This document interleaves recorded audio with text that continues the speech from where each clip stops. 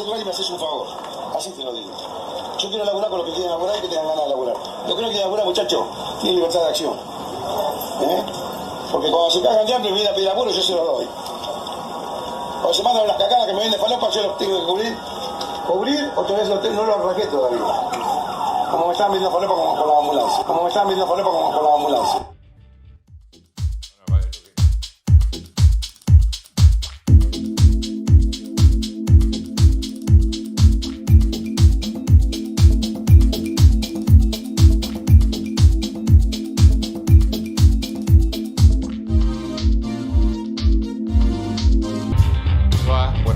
Gracias por acompañarnos. Hace un ratito te mostrábamos unos segundos nada más de un video que se viralizó de Mario Illy, el intendente de José Cepaz.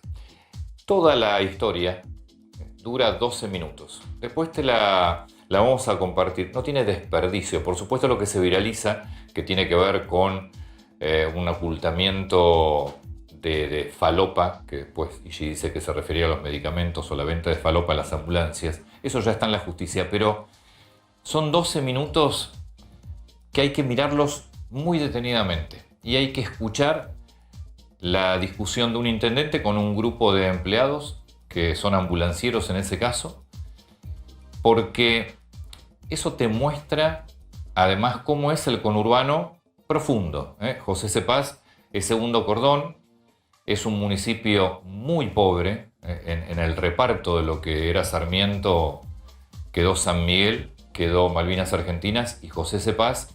Y José Cepaz realmente es un municipio de mucha pobreza y de poco futuro y de poca, o al menos hasta ahora Mario Illy, que lo gobernó muchos periodos y que volvió después de pasar por el Senado, al menos mucho cambio tampoco pudo realizar. Pero en serio, es para escucharlo detenidamente los 12 minutos, porque ahí vamos a empezar a entender todas las cosas, entre otras, que tienen que cambiar en la Argentina y ni hablar en lo que es Gran Buenos Aires, si queremos algún día darle a nuestros chicos, sobre todo, alguna esperanza de futuro. Porque, seamos, como lo dijimos muchas veces, seamos conscientes que todos nosotros y muchos de los que están del otro lado tenemos esta suerte hoy por haber nacido donde nacimos. La verdad es que los chiquitos que nacen en zonas de muchísima pobreza no eligieron nacer ahí.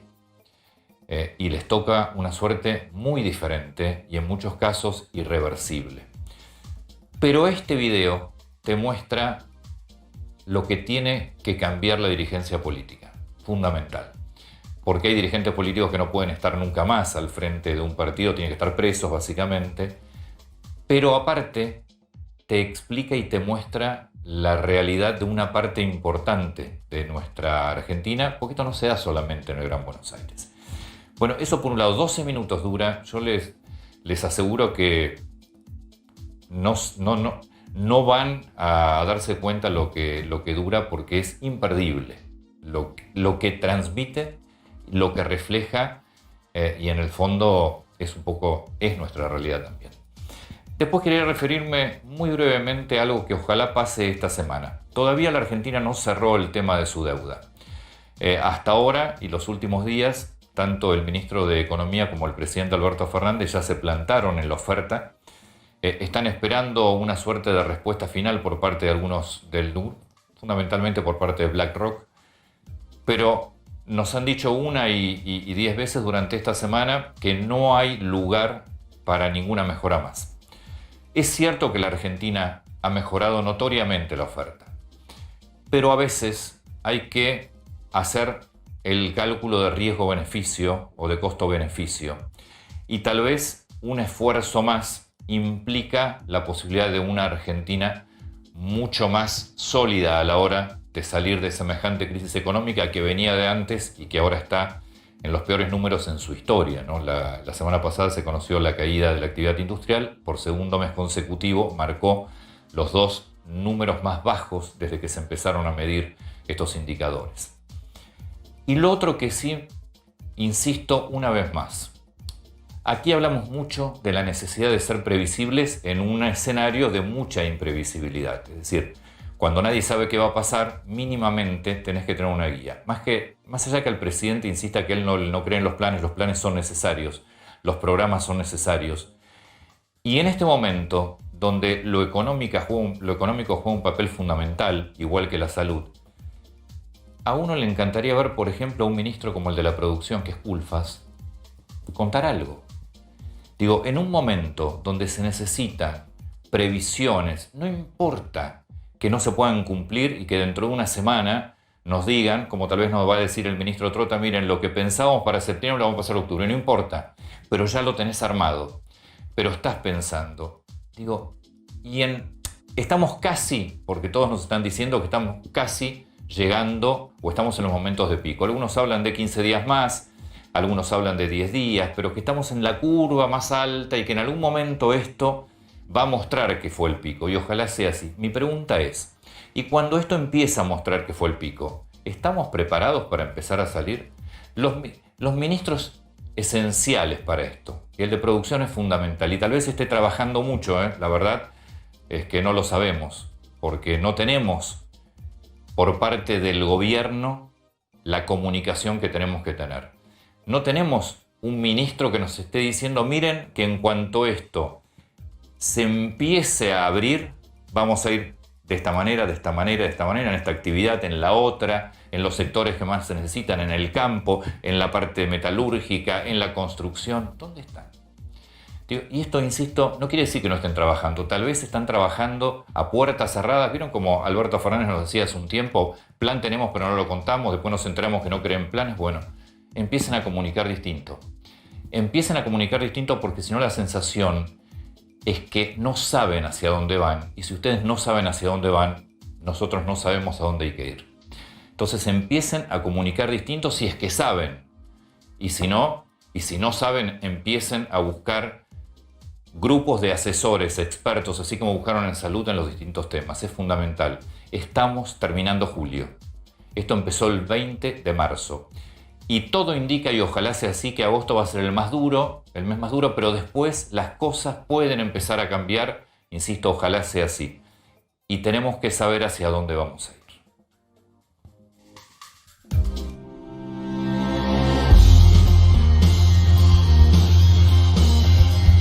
Hospital de Emergencias Papa Francisco Hurlingham. Vamos a vivir la experiencia de cómo es un hospital por dentro. Todas estas personas que vemos acá son positivos. Yo ya tuve COVID. Siempre estamos conviviendo con la vida y la muerte. Donde todo es COVID positivo. Hemos ingresado 71 pacientes hasta la fecha. Hoy hay 20 internados. De esos pacientes hemos tenido 40 altas y hemos tenido 4 fallecimientos. Todas estas personas que vemos acá son positivos. La mayoría de estos pacientes se mantienen, o el tratamiento o el cuidado es de base. ¿Tuviste compañeros que Sí. que fueron positivos por trabajar? Tengo ahorita un compañero que está justo internado. Tengo otra compañera que también es positivo, que está aislada en su casa. Yo ya tuve COVID. Yo tuve COVID, sí, normal. Sí. Resfriado. El lunes me reintegré a trabajar. ¿Y cómo fue estar? Una noche de fiebre y con las molestias propias de la fiebre, el dolor articular, muscular. Al otro día me hicieron el hisopado y después de ahí, esa noche ya estuve mejor. Transcurrieron los 12 días, en realidad el protocolo actual dice 10 días y ya el paciente está de alta. El paciente se llama Nacho Visiglia, productor nuestro, así que vamos a poder conocer cómo son esos famosos hisopados que todos hablan. ¿Es 100% efectivo el hisopado? El hisopado, el PCR para COVID-19 se ha hecho de tal manera de que el resultado sea casi 100% efectivo. Aclaramos que esto generalmente se hace en una cabina donde hay un guante, donde no hay un contacto, pero bueno. Aparte que no contamos con un paciente y digamos que sospechoso. El productor no es un paciente sospechoso, por lo cual las medidas son bastante más laxas. Entonces la primera muestra la voy a tomar de la faringe, el fondo de la garganta, ¿ya? Eso, profundo. Vamos a empezar con tu fosa nasal derecha. Ahí está. Coloco el hisopo. Muy bien. Cerramos. La muestra se coloca dentro. Este fue el famoso hisopado. ¿Te tocó perder algún paciente en tu turno? Sí. Creo que debe ser lo más difícil eso. Para todos, siempre estamos Conviviendo con la vida y la conviviendo muerte. con la vida y la muerte. Si bien tenemos abuelos de 80 y pico, 90 años, que son justamente los que requieren de internación, pero detrás de ellos hay un primo, una hija, un nieto, hay familia. Todo eso que antes se podía compartir con la familia, de venir y acompañarlos en ese proceso de despedirse, ahora todo ese proceso pasa solamente por nosotros. ¿Estamos viviendo el pico máximo? Yo pienso que todavía no. ¿En serio? ¿Vos Sí. crees que lo peor no llegó todavía? Para mí no, todavía no. Lo que nosotros no queremos es que el sistema de salud se colapse, pero no por la cantidad de pacientes, sino que la cantidad de pacientes en un día. Ahí es donde nosotros nos preocupamos. Entonces, por eso a veces nosotros el enojo, y entiendo también toda una sociedad, tienen que salir todos los días a trabajar, y los entiendo, y me pongo en el lugar de ellos, ¿eh? Y la verdad que creo que también hay el mismo reclamo. Pero en mi caso, priorizo la vida. Una aclaración importante, me decía Nacho recién, está bueno contarlo. Cuando se hace el hisopo, o el hisopado en realidad, es el hisopado lo que hicimos ahí para mostrarlo. No se utilizó un kit de PCR radioante, obviamente, para aclararlo, porque lo único que se hizo fue mostrar cómo es el hisopado, que es bastante incómodo, por cierto.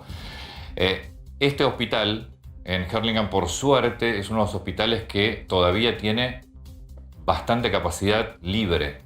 Tiene un 70% de camas libres y es uno de esos famosos UPA que fue transformado en unidades de terapias intermedias y moderadas. Es muy fuerte escuchar a los médicos, primero que digan yo fui positivo con total naturalidad, y por otro lado escuchar a las enfermeras decir le tengo que tomar la mano a los abuelos que se están muriendo en este lugar. Pero más allá de esto, esta semana se conoció el famoso bono de 500 pesos del gobernador, que todavía no está regulado. No. Pero Eso. la gente lo quiere cobrar, digamos, ¿no? Sí, lo que pasa es que para eso hay que estar en los lugares de aislamiento de casos leves. Exacto. Acá estamos viendo uno de los hospitales de campaña. Argentina tiene supuestamente uno de los más grandes del mundo, con capacidad para 2.000 personas. Este en concreto es de Lanús, y nos contaban los enfermeros, los médicos, que las personas que están viviendo arriba, la persona más chica tiene 15 años. Y el mayor tiene casi 55. Conviven en el mismo lugar y básicamente tienen ciertos problemas a la hora de sobrevivir. El bono de día a 500 día. pesos es un cálculo matemático, directamente económico. En primer lugar, vos hoy tenés, por un tema de inseguridad, hay gente que no quiere dejar su lugar y está COVID positivo y no quiere dejar su lugar. En segundo lugar, hay gente COVID que sigue trabajando, sigue saliendo a trabajar porque si no, no come. Entonces, el costo de tener un COVID positivo en la calle con los contagios que puede suceder es mucho menor a pagar 500 pesos para que se queden aislados. Le aseguran de esa manera que la familia vuelva a tener lo mínimo indispensable para ir alimentándose esos 10 días o 14. Ahora, todavía no se implementa ese bono. Así es, y la mayoría de estas personas viven en viviendas de 2 metros. Sí. Con 10 personas más. Por eso los aíslan y por eso están contentos de que van a cobrar este bono de 5.000 a 7.500. Rodi, ¿cómo estás? Buenas noches, Antonio. Bueno, ahí veíamos la placa muy fuerte porque esta semana probablemente entremos en las 3.000 muertes, en los 3.000 fallecidos. Hoy, en las últimas 24 horas, hubo más o menos 46 fallecidos y ya estamos en 2.393. Bueno, el número es impactante y se empiezan a preparar los cementerios, ¿no? Pero mira, te voy a mostrar esta curva que es la de contagiados y fallecidos, que vamos viendo la evolución, ¿no? Sí. Que está habiendo mucho contagio, está viendo un pico bastante importante respecto de la cantidad de contagios, ¿no? Vos tenés, por ejemplo, acá, el 26 de abril. Hasta mitad de mayo. Sí.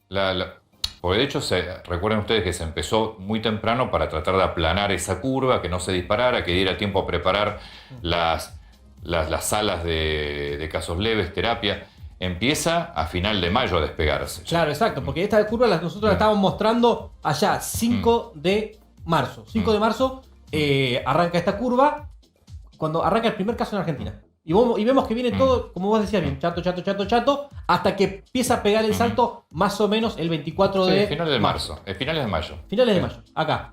en esta Sí. parte de acá, ¿no? 24 de mayo. Ahí arranca el despegue del coronavirus en Argentina, bueno, que estamos llegando ya a arriba de los 156.000 y al borde de las 3.000 muertes. Respecto a las muertes, empiezan a prepararse los cementerios. Ya se están preparando, pero el que más Tengo una foto hoy, unas imágenes hoy que tumbas sorprendían. tiene cavadas es el cementerio de Flores, en Capital Federal, ¿no? Vamos a mostrar una imagen que es realmente muy fuerte respecto de cómo están trabajando los funebreros, también con el traje especial y además todo una al lado de la otra, como Sí, veíamos como en algún momento en Estados Unidos. Y en Córdoba. ¿no? Y en Córdoba también. aquí también. ¿Ves? Acá las tenés. Vimos en Chile, vimos en Córdoba una imagen parecida. Allá tenés, esto es Flores, perdón, me puse un segundo. ¿Ves? Acá tenés, allá para que Sí. veas, está el premetro, ¿no? Que pasa por al lado del cementerio. Y ves cómo está acá el hombre trabajando, que acá también se ve, ¿no? En Argentina se puede ir a los cementerios, se puede estar despidiendo 2 o 3 personas, no se pueden hacer grandes reuniones respecto para despedir a sus difuntos, las personas. Pero bueno, vamos a ver, tal vez hay otras fotos en donde hay gente despidiendo a sus muertos. ¿Qué está sucediendo respecto de las tendencias en internet? Porque bueno, que la gente empieza a subir el pico, empieza a haber más casos y a veces las tendencias la gente empieza a buscar en Google antes los síntomas para ver qué hacer. Entonces vemos también que en las últimas semanas empiezan a crecer las búsquedas de pérdida de gusto y pérdida de olfato, Antonio. Esta imagen es muy fuerte.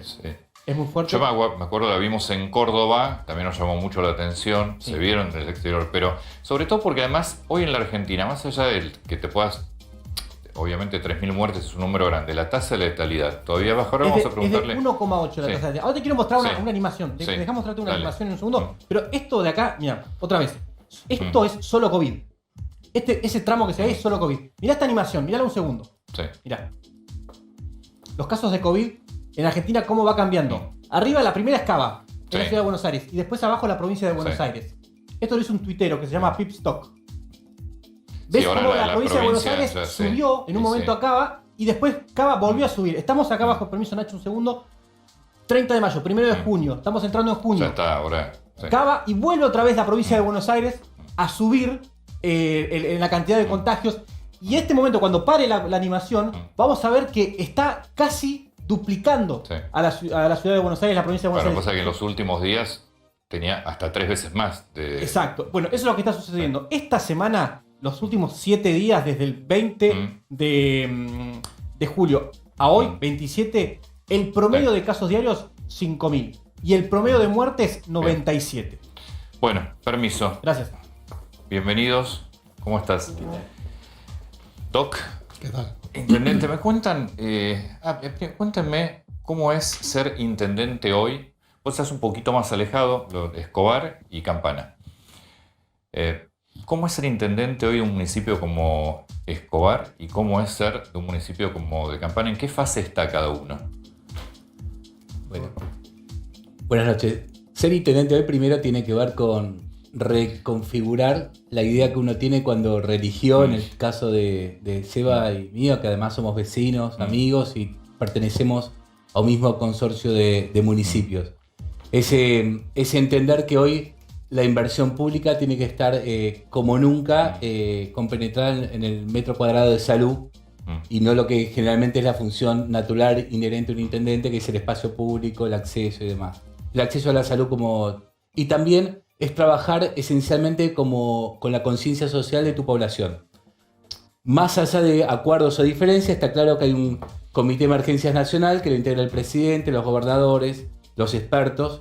Cada provincia tiene el suyo, pero siempre el intendente es el vecino de proximidad, el dirigente de proximidad que interactúa con los vecinos. Y que, como lo dijimos hace poco también en tu programa, la herramienta clave es la evitación de la circulación urbana para evitar la circulación del virus, pero convivir con una sábana realmente corta, no esa que te destapa hasta los tobillos, sino hasta la cintura, porque converge la crisis sanitaria, la crisis alimentaria. En Escobar tenemos 300 ollas populares, algo inédito en nuestro distrito, y también toda la crisis económica con todos sus matices. Vos tenés un municipio que además tiene uno de los puertos importantes. ¿Estás en la misma fase que el primer cordón o estás un poco más liberado en cuanto a actividades? Bueno, buenas noches. En principio Campana está dentro de lo que es el AMBA. Sí. Nosotros le pedimos al gobernador no retroceder a la fase 1 como retrocedieron la mayoría de las ciudades que están dentro del AMBA. Pudimos quedar en la 3 y a partir del lunes pasado quedamos en la 4. Un poco también decir, más allá de lo que decía Ariel, que obviamente coincido en lo que planteaba, que la salud municipal, por ejemplo en Campana, es netamente sostenida por el municipio, ¿no? Entonces es ahí donde tenemos que tomar las decisiones y las políticas, más allá de tener obviamente los regímenes de provincia y de nación, pero todos los días tener una recaudación que obviamente ha bajado y preparar la salud municipal a un rango importantísimo para poder sostener obviamente los pacientes de COVID. Así que ha sido un esfuerzo muy grande. Doc, estamos cerca de... Porque ahora nos están diciendo que en los próximos 15 días, las 2 primeras semanas de agosto, podría ser realmente el pico. Venimos escuchando esto desde marzo, ¿no? Claro. No hay ninguna herramienta para afirmar. Son corazonadas, pero no hay ninguna proyección seria que pueda decirnos si estamos cerca del pico o no. Lo cierto es que hay 3 cosas que causan esta enfermedad.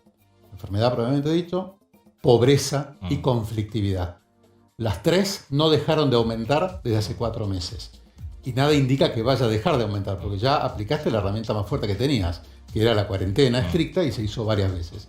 Con lo cual, a partir de acá, para mí me parece que es indispensable agregar una serie de prácticas nuevas que no se han utilizado hasta ahora, o por lo menos no con la fuerza que habría que hacerlo.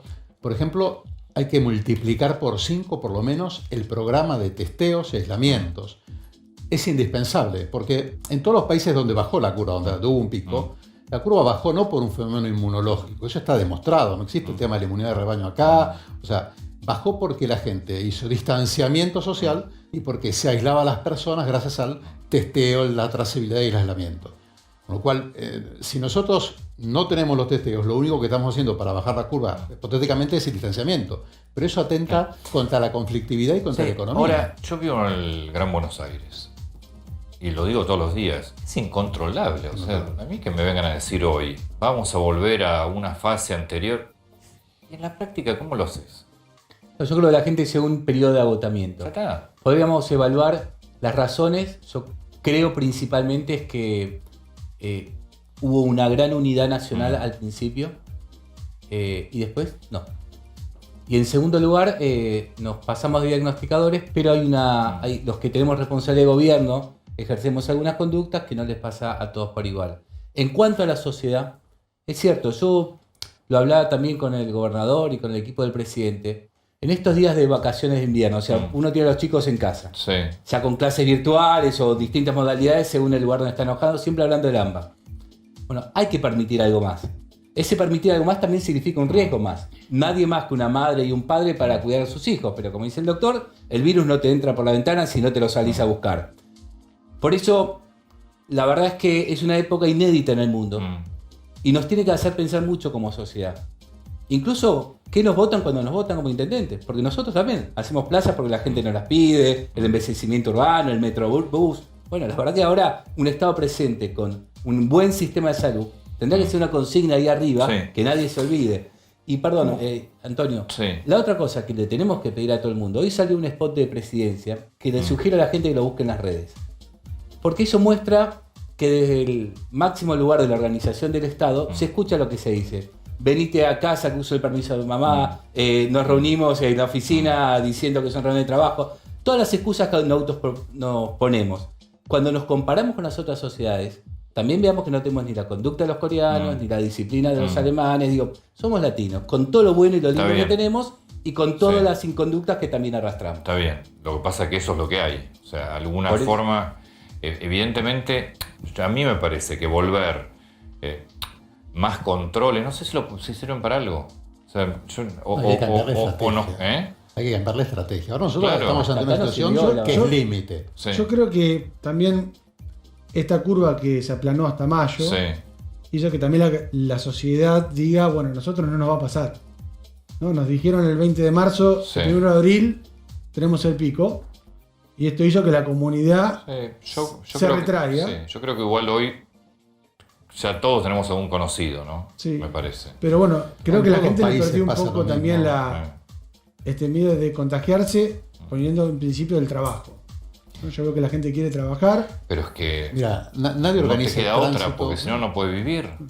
Y la gran clave, creo, para todo el país es obviamente resguardar a los adultos mayores. O sea, claro. a ver, esto es fundamental. Si uno va a almorzar al mediodía este fin de semana con sus padres o sus abuelos, eso es un error. Pero no existe, no se puede apelar a la responsabilidad individual para resolver esto. O sea, es como tratar de poner ¿Y a a la qué responsabilidad apelás, individual. entonces? Hay que utilizar semáforos. Es decir, igual que con el tránsito, que uno lo organiza estatalmente, no es que dice que todos tienen que manejar responsablemente. Eso es una parte, pero no se puede en esta cuarentena, en esta epidemia, manejarlo de esa forma. Ningún país lo ha hecho de esa manera. La realidad es que todos han utilizado diferentes sistemas. Por ejemplo, ojo, las escuelas, ser muy activo contra las reuniones. Indudablemente hay que habilitar el trabajo de alguna manera, porque si no la gente ya no puede vivir, pero hay otras estrategias que se pueden adoptar, por ejemplo, el tema de cordones sanitarios, cuarentenas sectorizadas. Ahora, todo eso va a ser imposible sin un cambio muy radical. Primero, vos nombraste algo recién de qué es lo que nos espera. A nosotros lo que nos espera hacia adelante, primero es una guerra prolongada contra el virus. No va a ser una guerra de un mes, esto es una guerra de un año o más. Esa guerra prolongada va a acompañarse de aumento de la pobreza. Muchos chicos nunca más van a volver a la escuela. Vos sabés que la principal factor de riesgo para que un chico nunca abandone es que deje de ir a la escuela. Con lo cual, eso va a ser un deterioro muy fuerte para nuestro país. Y yo creo que hay varias instituciones que ya tenemos Sí, que... bueno, ahí va a jugar mucho la dirigencia, ¿no? Fundamental. Bueno, pero ahí yo creo que hay tres cosas que tenemos que hacer. Uno, lo primero es un gabinete de crisis multidisciplinario para encarar este tema desde una perspectiva más logística que, llamémoslo, clínica o sanitaria. Porque esto es un problema indudablemente primero logístico. Después hay que reeditar la mesa de diálogo y la mesa del hambre. Recién lo nombraban los intendentes. Son dos prioridades absolutas en nuestro país. Y con el tema de la educación, hemos visto hoy los informes, muchos chicos no están recibiendo ningún tipo de clase. Y eso es tan emergente, ese es nuestro futuro inmediato, digamos. Y otra cosa Sí. más cuando empezó la cuarentena, al hospital la guardia estaba vacía, la guardia normal, y las camas estaban vacías. Fase 1 estricta hizo que el hospital vos cuentes camas sin utilización, agrandar el sistema sanitario con más respiradores, pero al pasar a la fase 3 y 4, ahora hay más circulación, hay más accidentes, la gente le perdió miedo a sacar el turno y la consulta. Entonces, el sistema sanitario hoy tenés no solamente el COVID, sino también el sistema sanitario que se usa permanentemente por los problemas. Ahora vamos a hablar con Claudio Brocopit, que está allí ya con nosotros, porque hoy se escuchó mucho esta semana que empezaba a colapsarse el sistema. ¿Cómo está en Escobar? Estamos al borde. Mira, yo disiento con lo que dice el doctor Gazzoni sustancialmente. Primero porque me parecen opiniones livianas cuando hay un gobierno trabajando con el jefe de gobierno de la ciudad y con todos los intendentes. En segundo lugar, porque si uno compara nuestra curva, por ejemplo la de Nueva York, que el AMBA nuestro tiene 15 millones de habitantes contra 8 millones, vas a encontrar una mortalidad muchísimo más alta, que es el principal dato de todos, y a su vez un nivel de contagio mucho mayor. Pero el contagio uno puede decir más o menos testeo en ese verso. Lo que no podés mentir es con la mortalidad. En tercer lugar, es cierto que hay, pero también PAMI devolvió los medicamentos a los jubilados que antes no tenían, pusimos el IFE, se está dando repro, hay un montón de medidas para tratar de contener. El mundo entero está perdiendo. El mundo empieza. Por eso tenemos que convivir, porque en eso sí comparto, en una nueva normalidad transitoria hasta que se encuentre una solución a esta pandemia. Esta nueva normalidad tiene que convivir con las actividades laborales, pero con un extremo cuidado de las conductas individuales. Por eso me parece muy interesante. Entonces falta mucha comunicación. Sí, puede ser. Falta mucha comunicación.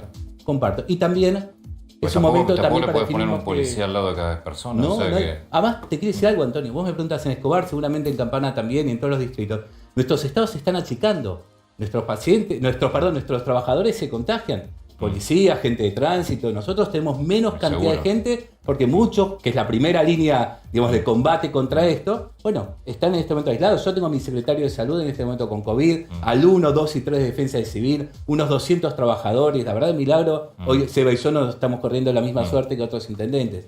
¿Esto qué significa? Que necesitamos que todos seamos Estado, que todos tomamos conciencia y que también No, es yo cierto coincido, que hay que- que tener una humildad muy grande para reconocer errores. Porque de esto se aprende sobre la marcha. Yo no sería honesto si no dijera que todas las medidas que tomé fueron buenas o que no cometimos errores también. Por supuesto, todas fueron con una sana conciencia y pensando que era lo mejor para nuestra población. ¿Cómo está tu sistema de salud? Mi sistema está a un 50%, lo que son camas con respirador. Pero no solamente porque tengo personas con COVID, sino que tengo también pacientes que tienen obviamente enfermedades históricas que pasan por el hospital todo el tiempo. Y después tengo lo que es camas para COVID sin respirador, un 20% de ocupación. 20% de ocupación. De ocupación. Está bajo entonces. Sí. El tuyo no, vos estás... No es una buena idea. Yo tengo partir de la 317, el sistema de salud no es un buen momento, no es un buen yo tengo modo. 317 casos positivos, 10 fallecidos, 70 y pico en este momento cursando la enfermedad y el resto ya recuperados. Decías que no es, la medida no es la mortalidad. Claro, porque cuando el paciente llega a la terapia intensiva, o sea, la mortalidad de terapia intensiva son fenómenos que se dan entre 17 y 32 días después del fenómeno social de los contagios. En Argentina hay una medida indudable de que se está testeando poco, que es la positividad de los test. Eso no resiste menor análisis, estamos arriba del 40%. Fuera así, nuestro índice de mortalidad sería más alto. No, porque es estadístico. Si tenía pocos testeos, el índice de mortalidad no sería uno de los bajos. No, está contemplado y no hay es ninguna duda al respecto. Pero no es una realidad. No es una realidad. Entonces, ¿cómo te da el índice de mortalidad tan bajo? No, porque, porque confundes lo que se llama el factor, el case fatality rate con el factor de letalidad de la infección. ¿Ningún gobernante de la Argentina, de todas las provincias? No, pero es un tema muy médico. Pero se escucha mucho quejarse de la falta de medicamentos de los abuelos que usted quitó cuando fue dirigente de PAMI. Entonces ocuparse es la verdad. Sí, igual tratemos de mirar un poco hacia lo que estamos y a lo que viene. Porque me parece que entramos en una etapa donde hay 120 días detrás de mucho cansancio y el cansancio sea justo en el pico más alto o al menos hasta tratar de, al menos yendo hacia el pico más alto, que no sabemos cuál es todavía. Eso es lo que yo estoy tratando de entender, bueno, ¿cómo se hace? ¿Cómo haces con 120 días, cansancio, una situación económica que tenés que resolver? La gente no se puede quedar en la casa sin trabajar porque el IFE, por más que si le son 10.000 pesos. Claro, perdón. Y la cantidad de negocios que cierran. Claro, todo, entonces hay que tratar de estar. Ustedes lo ven en la calle, ahora vamos a hablar con Santilli, en la ciudad se ve, pero en el Gran Buenos Aires mucho más. Tenemos que cuidar a nuestros adultos mayores. No hay ninguna otra estrategia más que aumentar el número de testeos y aumentar el número de aislamientos. Si vos estás fuera de esa edad y te lo contagiás, lo vas a poder transitar y vas a poder trabajar. Y esto va a continuar, y a no ser que salga la vacuna y realmente llegue en un corto plazo, la Argentina tiene que salir a trabajar también. Por eso. Entonces hay que cuidar a los adultos mayores, que son las personas que al contagiarse tienen la peor parte. Me dejan ir lo voy a sumar a Santilli, que está por allí también, porque yo sigo impactado con la imagen del cementerio de Flores. Diego Santilli, Antonio Laje. Hola Antonio, ¿Cómo buenas estás? noches, ¿cómo le va? Bien, estamos con el intendente Sujarchuk de Escobar, estamos con el intendente Abella de Campana, te sumamos a vos de Buenos Aires, de la ciudad de Buenos Aires. Estamos viendo unas fotos un ratito, que seguramente está ahí también, del cementerio de Flores, y como que asusta un poco, ¿no? La de las... No, primero un saludo grande a Ariel y a Sebastián, a ambos que son grandes trabajadores. Segundo, son los trabajos de rutina que nosotros hacemos todos los viernes. Pero todos los viernes se cavan así fosas. Sí, claro. La ciudad de Buenos Aires tiene unos 140 personas, 100 y pico de personas que fallecen diariamente. Y tiene un trabajo. 60% de las personas van a crematorio, un 30% va a entierro, y es lo que se prepara. Es un trabajo de rutina que nosotros tenemos todas las semanas. Diego, esta semana se abren más actividades en la ciudad de Buenos Aires. Sí, el lunes vamos a tener primero el paseo recreativo de los chicos, que ahora va todos los días, esperando que se distancie más y que haya menos concentración.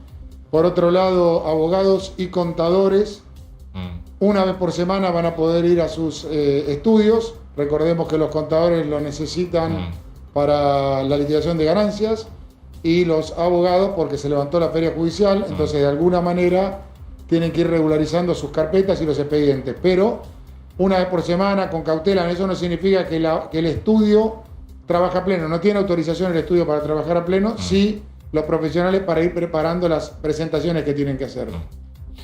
Recién hablábamos tanto con Ariel como con Sebastián, ver de qué manera, cómo encaras después de 120 días de cuarentena, con mucho cansancio por parte de la gente, poder abrir actividades. Y yo lo escuchaba creo que lo escuché a Pose, lo escuché también al ministro de Seguridad de la Nación diciendo exactamente lo mismo. Lo productivo no es lo que genera el contagio, está generando los contagios la actividad social, que obviamente no está permitida. No sé qué ven ustedes en la ciudad. Primero quiero decir algo, podemos hacerlo porque después de 127 días la confianza con la sociedad es muy importante. Segundo, la responsabilidad. La responsabilidad de todos nosotros es lo más importante para encarar esta etapa. Y yo creo que lo que dicen los epidemiólogos y los especialistas es lo que está pasando. Después de haber atravesado un momento complicado, ustedes piensen que nosotros ya estamos en 27 barrios de la ciudad de Buenos Aires. 27 barrios donde estamos yendo a diagnosticar, a testear y a aislar a las personas. Que ya pasaron por los hoteles de nuestra ciudad 35.000 personas que aislamos.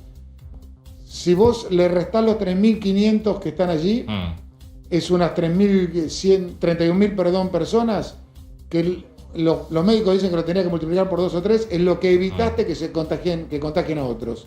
Ese es el trabajo que tenemos que hacer. Estamos en 27 barrios de la ciudad, aislando, detectando, y ese es lo que nos va a permitir seguir sumando actividades y ir a nuevas etapas. Ahora, confianza entre todos nosotros y mucha responsabilidad. A mayor libertad, más responsabilidad de todos nosotros. Eso está pasando en la ciudad, lo vemos durante la semana. Está pasando, vamos a ver mañana cómo arranca el próximo día, ¿no?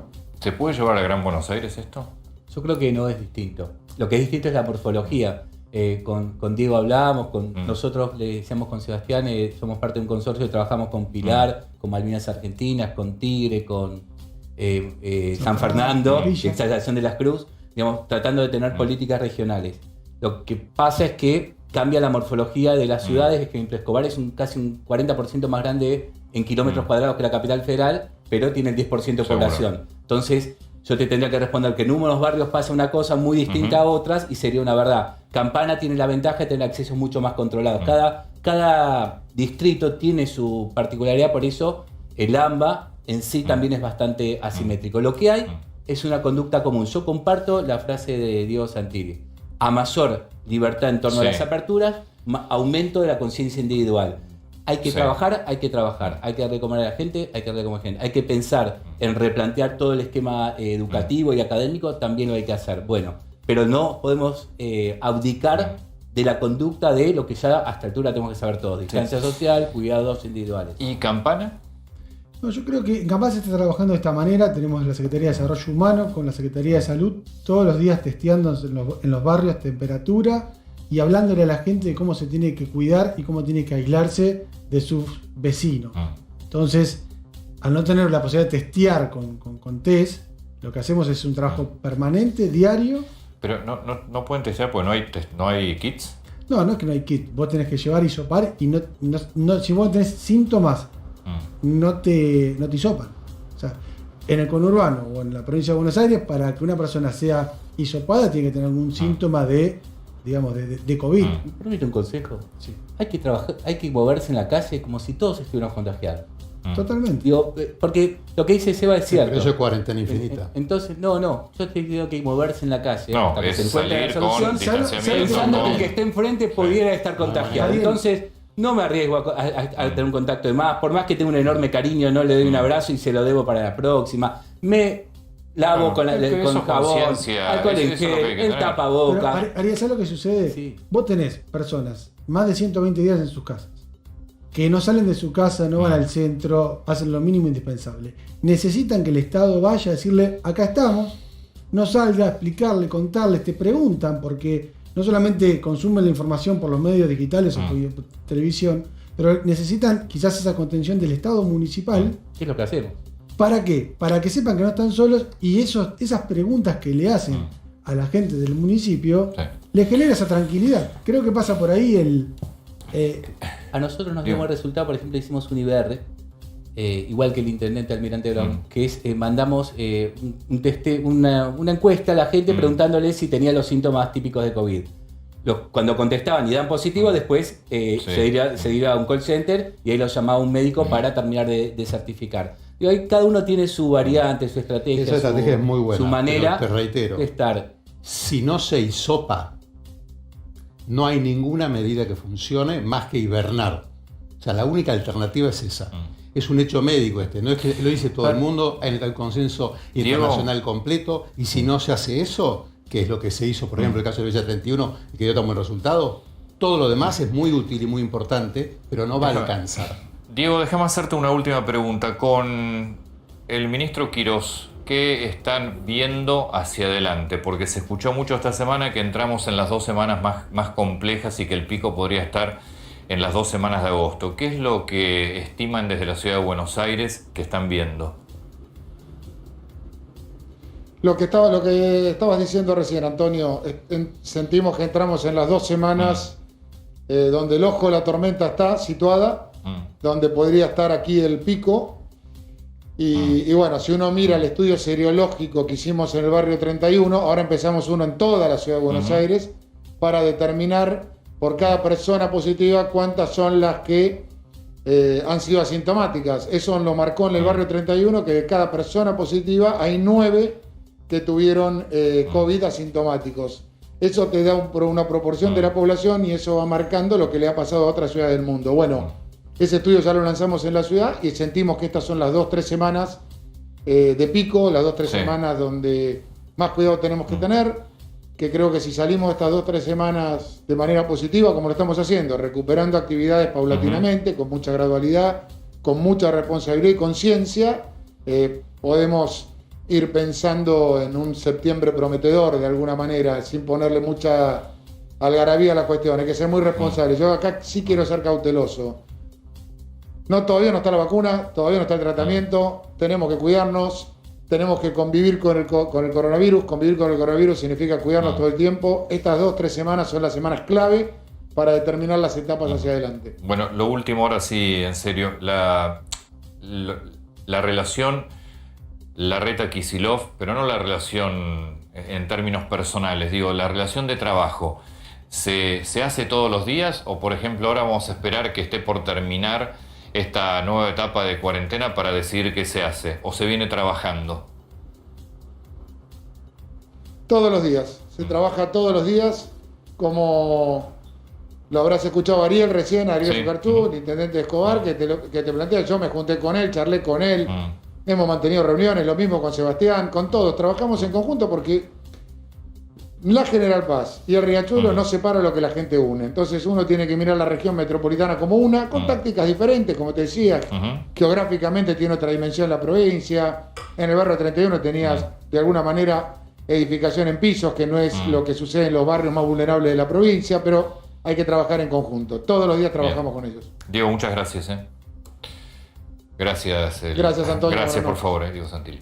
Bueno, me voy a ir a hablar con Claudio Velocopit. Muchas gracias, Sebastián Carlos, gracias. Y Ariel, muchas gracias también. Vamos a hablar con Claudio Velocopit a ver si realmente el sistema, sobre todo el privado, porque se habló mucho del sistema privado que estaba casi colapsado, al menos en la ciudad de Buenos Aires. Y además, ¿qué pasa con el resto de las enfermedades? Porque hasta ahora hablamos solamente de coronavirus, pero hay una enorme cantidad de enfermedades que la gente no está yendo a los hospitales o a los sanatorios. ¿Cómo estás, Claudio? ¿Qué tal, Antonio? ¿Cómo estás? ¿Estamos entrando en la fase más complicada? Bueno, yo quisiera aclarar porque me parece, la gente me ve mucho en los medios, me parece bueno volver a decirlo porque a veces escucho diferentes opiniones. Yo no pronostico. Si vos mirás, creo que los pronósticos han sido una cosa fatídica, que es muy difícil de predecir, que ha demostrado a lo largo de esta pandemia que no se acierta nunca. Lo que yo muestro son las realidades, ¿no? Vengo y te las cuento para que la gente esté informada, para que la comunidad esté informada, ¿no? Es decir, que a veces cuando uno escucha descalificaciones es no querer ver la realidad, ¿no? Yo no vengo a alterar a nadie, ni vengo a poner nervioso a nadie. ¿Cuál es la realidad que vos ves desde el sector médico? La realidad claramente, cuando estábamos en la cuarentena estricta, yo dije claramente que no había elementos sanitarios que permitiesen modificar desde el punto de vista sanitario. Y no hubo duda que el tiempo mostró la razón. No porque yo sea un genio, sino porque yo estoy mirando, hablando en todas las instituciones que atienden el 70% del sistema, y ahí vos tomás cuenta de la realidad. Entonces eso no tiene discusión. A partir del día miércoles, en un trabajo conjunto con la ciudad, empezaron a modificarse fuertemente los protocolos, ¿no? Que son hiper necesarios modificar los protocolos, porque eso es una forma de desarrollar la atención de los casos y cambia el escenario donde se lleva adelante la problemática. Y yo te diría que nuevamente, como cada vez que ocurre esto, y en este caso particularmente, los resultados fueron buenos, ¿no? ¿Qué quiere decir? Nosotros en las últimas 72 horas logramos desagotar esta pileta que yo le trato de explicar a la gente como no veníamos pudiéndolo lograr últimamente. Y es curioso porque vos siempre explicaste que las camas más importantes, que son las de terapia intensiva, se completan, se llenan rápido, sí, pero después hay pacientes que están 15 días, otros que están 10, otros que están 20, otros que están 50. Porque nosotros en el sistema privado, y lo veníamos mostrando, estábamos teniendo un mayor problema en las camas de piso que en las camas de terapia. Y una institución puede rebalsar por las camas de piso, no tiene por qué rebalsar por las camas de terapia. ¿Pero ahí no vas a los hoteles? No, íbamos a los hoteles en determinadas circunstancias que tenían determinados protocolos que también vamos modificando. Y ojo, que vos tampoco podés transformar en infinito los hoteles, porque también hay un tema de recursos que tenés que concentrar. Entonces, se está haciendo una estrategia de atención domiciliaria mucho más fuerte, mucho más profunda, y esto en estas primeras 72 horas dio resultado. ¿Qué nos permite esto? Bueno, nos permite arrancar el lunes de una manera muy diferente a la que arrancamos el lunes de hace una semana. Mirá cómo tenemos que ir mirando el día a día, ¿eh? Esto indica una tendencia, va a mostrar un resultado. De ninguna manera. Esto indica una realidad de hoy, ¿no? Entonces, ¿qué puede pasar de acá al miércoles y jueves? Lo vamos a ver de acuerdo a cómo vayan evolucionando las situaciones el lunes, martes y miércoles. Ustedes están, ustedes me refiero al sistema médico, ¿no? Al sistema médico privado y público, porque en definitiva trabajan en conjunto. ¿Están muy preocupados por el nivel de ocupación que se está dando? Yo te diría que y te voy a hablar por el caso particular nuestro y mío personal. Yo martes, miércoles de la semana pasada, tremendamente preocupado.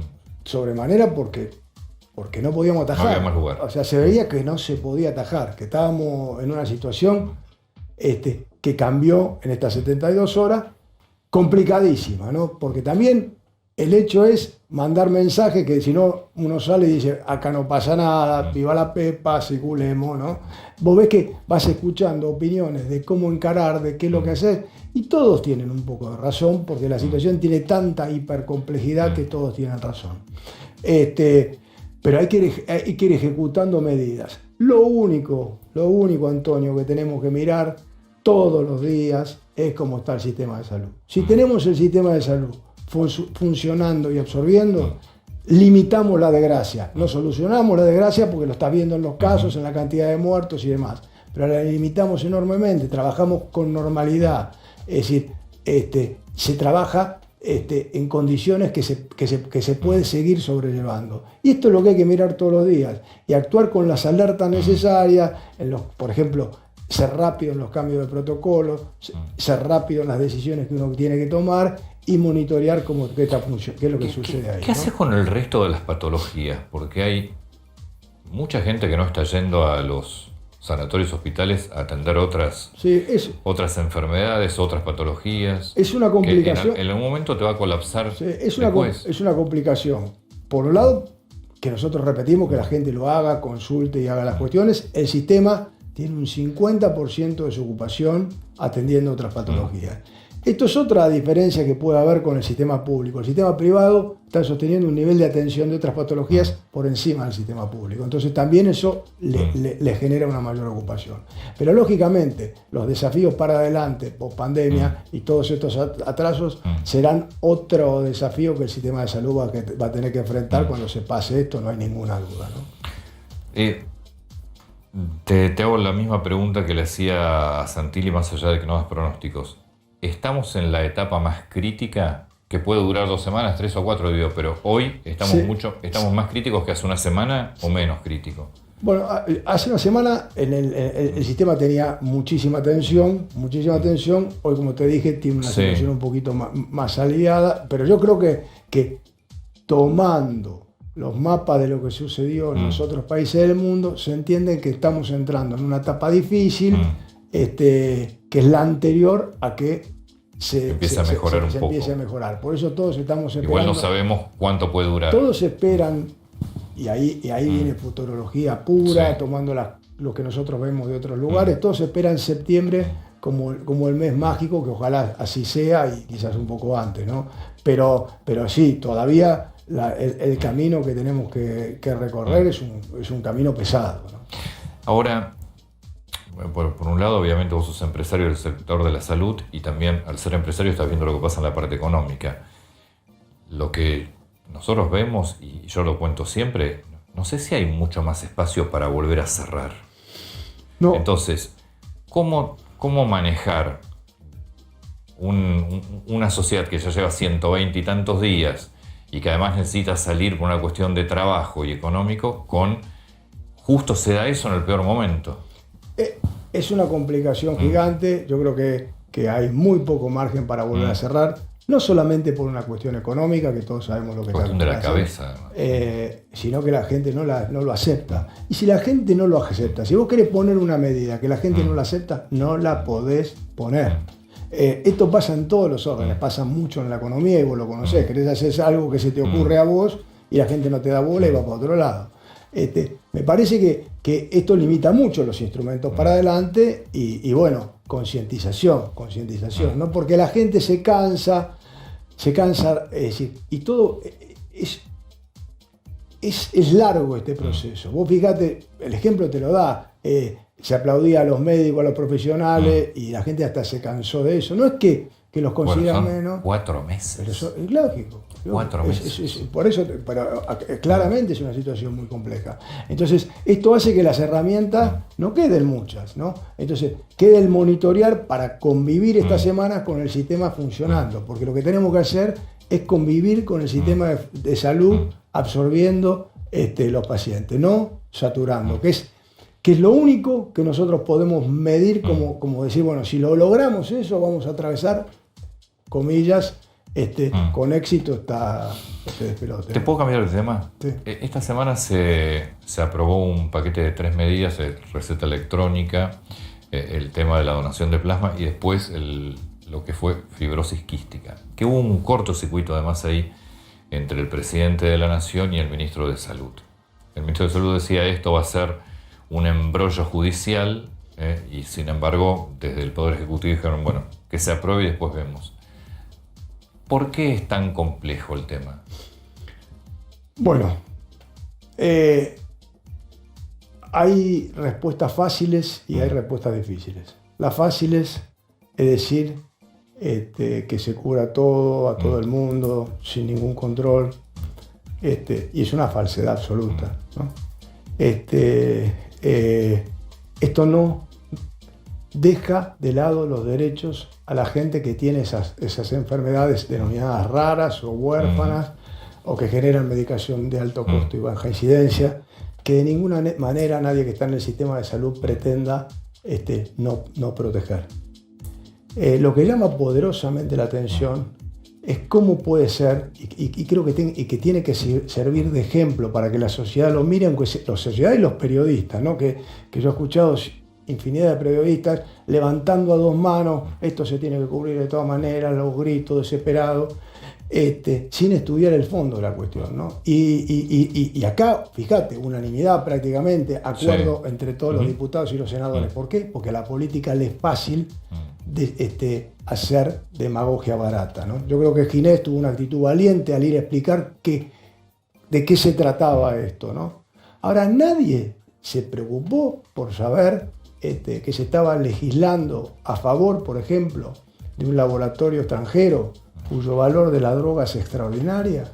Nadie se preguntó de esos diputados o senadores o dijo, bueno, ¿por qué no fijamos un mecanismo para poder contener el valor de esa droga? ¿Por qué no le damos al Estado? Es Porque eso una el única Estado. droga que sirve para ese procedimiento. Para Bueno, esa no, enfermedad. hay alternativas Sí. para cambiarla, por ejemplo, pero que están limitados en el artículo. Pues habla de $300.000 Sí, al año 300, del tratamiento. $350.000 al año. Entonces pregunto, ahora, si los diputados o senadores, yo te lo digo, salgamos de la fibrosis quística, miremos, ahora me voy de la salud y lo quiero plantear para que el pensamiento de los argentinos en reglas generales de cómo actúan muchas veces los diputados y senadores, y ahí son todos, ¿no? Ahí se acabó la grieta, son todos. Y ahora, si tendrían que haber dicho, bueno, vamos a aprobar tal cosa, pero para aprobar tal cosa salgamos de la salud para no entrar en algo delicado, vamos a bajar el 10 o el 15% de los salarios de los jubilados. ¿Hubiesen tenido los huevos de levantar las dos manos a los gritos? Es tan complicado pensar y darle al Estado, no a las obras sociales y a las prepagas, porque esto es al Estado.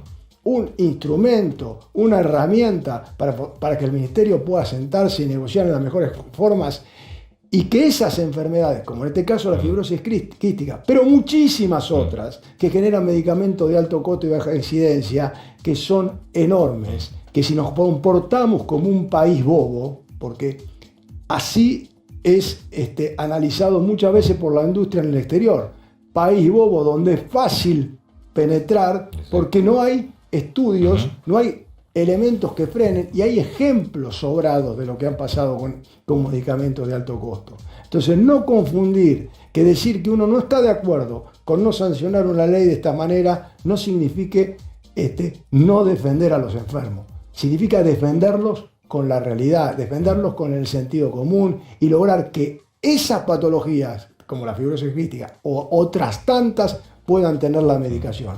Lo otro es piripipí y después no ocuparse verdaderamente del problema. Así que es una lástima, pero es para analizar, ¿no? Porque cada vez que se votan leyes que son absurdas, pero que caen muy simpáticas, ahí no hay debate posible, ¿no? Y no es buenos contra malos. Pero además hay que ver si después es practicable esto. Bueno, esta es la realidad. Es decir, hay distintas estimaciones de los costos, pero hay estimaciones que hablan de que solamente este laboratorio se llevaría $500 millones en esta droga. Hay distintas estimaciones. Entonces digo, pero qué cosa, ¿no? Hay tanta preocupación para fijar distintos valores a actores que desenvuelven sus actividades en la Argentina y hay poca preocupación para determinárselo a un laboratorio extranjero. Es decir, ¿qué pasa? Lo tengo ahí a Roberto Kachanowski, ya vamos a hablar específicamente de economía, pero decime desde tu rol como empresario, que obviamente estás en un área hoy clave. ¿Cómo ves la Argentina? Porque, muy difícil. Muy difícil. Es decir, Argentina, desde el punto de vista general, va a haber una realidad cuando salgamos de la pandemia, te diría, mucho más dura que lo que estamos viviendo por estos días. Es decir, Argentina está en una situación muy complicada y va a requerir cirugía mayor, un trabajo. Un plan económico. Un plan económico, ¿no? Una tarea en conjunto muy seria, ¿no? Digo, muy seria. Y ahí vuelvo a decir, ¿no? Es decir, por eso digo, fibrosis quística es un ejemplo, la ley de teletrabajo en el Senado. Que no sirve para nada. Votar cosas. No, sirve para perjudicar a aquella gente que está buscando una ley de teletrabajo, porque esa no la buscan las empresas. No, porque además perdiste una oportunidad de dar trabajo. Es muy mala la ley. Una ley que está mal, que es perjudicial. Entonces, como es no, porque ¿cómo vamos a consultar a los empresarios? ¿Consultar a los empresarios? ¡Ah! Ni loco. Era un mamarracho realmente triste para todos, especialmente los jóvenes que saben y que están escuchando, que quieren el teletrabajo, que lo consideran un valor, lo piden, lo buscan, y que lamentablemente con esta ley no se va a poder aplicar. Entonces digo, bueno, necesitamos cosas lógicas, Antonio, es decir, basta de ser tribunero ir a la realidad, porque la economía, porque la Argentina está difícil y se les va a hacer complicado, ¿eh? Entonces si no vamos a esa realidad, vamos a tener muchísimos problemas para adelante. Entonces me parece que Argentina tiene enormes desafíos y necesita un enorme laburo para poder salir adelante con todos los problemas que vamos a tener. Claudio, muchas gracias. No, gracias a vos, Antonio.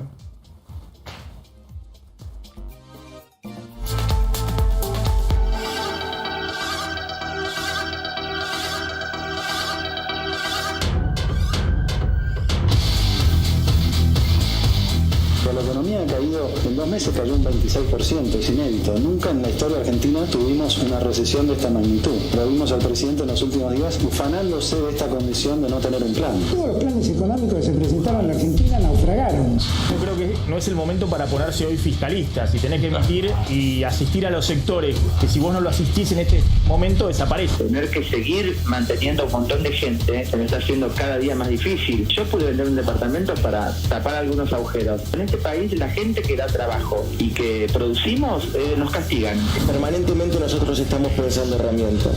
Algunas son en carácter de créditos, otras son en carácter de subsidio o de asistencia directa. La recuperación económica del efecto de la pandemia y la cuarentena va a llevar más que el mandato de Alberto Fernández. Bueno, también 3 billones de pesos, ¿no? 3 billones. Y ya obviamente no hay máquina que alcance. Nosotros desde el día cero supimos que cuando disponíamos una cuarentena íbamos a poner en crisis la producción, íbamos a poner en crisis el trabajo.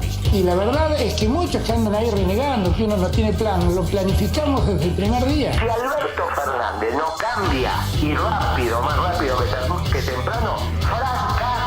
Quiso ser Kirchner, bien, ahora se dio cuenta que capaz que ni Dualde. Quiso ser Alfonsín, no sea cuestión que termina siendo de la Rúa.